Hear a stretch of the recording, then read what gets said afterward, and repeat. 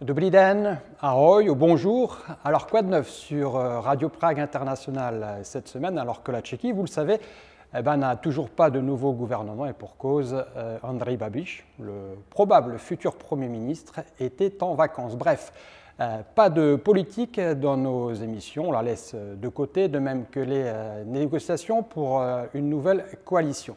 Alors que vous proposez d'autre? Tout d'abord un sujet histoire, littérature. Au printemps dernier, en France, j'ai pris mes notes, est sorti chez Actes Sud un roman intitulé Le dernier voyage d'Ottla Kafka, un livre qui est inspiré du destin de l'une des sœurs du célèbre écrivain pragois Franz Kafka. Alors, qui était Ottla Kafka, une femme ô combien courageuse qui a été déportée à Térésine puis à Auschwitz tout en continuant à s'occuper d'un groupe d'orphelins.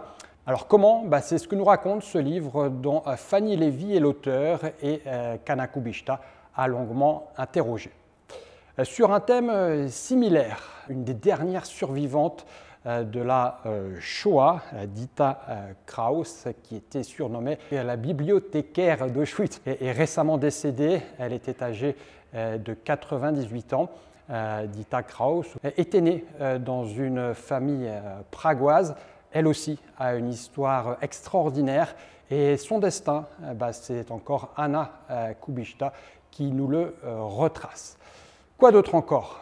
Cette semaine, on pourrait vous parler de l'interdiction prochaine à Prague des trottinettes électriques en libre service, de la pauvreté. La Tchéquie n'est pas forcément plus épargnée que les autres pays européens, malgré ce que l'on a parfois tendance à penser, ou encore de sport et de hockey sur glace avec l'inusable et le légendaire Jaromír Jágr. À 53 ans, Jágr a entamé sa 38e saison de joueurs professionnels sur la glace. Mais surtout, avec la fin de cette semaine, a commencé à Irlava la 29e édition du Festival international du film documentaire. C'est toujours un des événements marquants de l'actualité culturelle en Tchéquie à l'automne.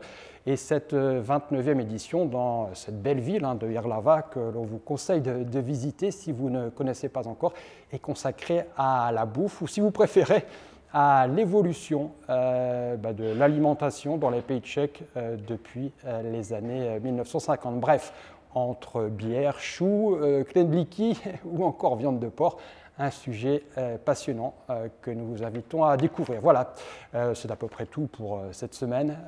Et puis pour le reste de l'actualité tchèque en français, c'est sur www.français.radio.cz. Mais vous le savez, voilà. À bientôt. Ahoj.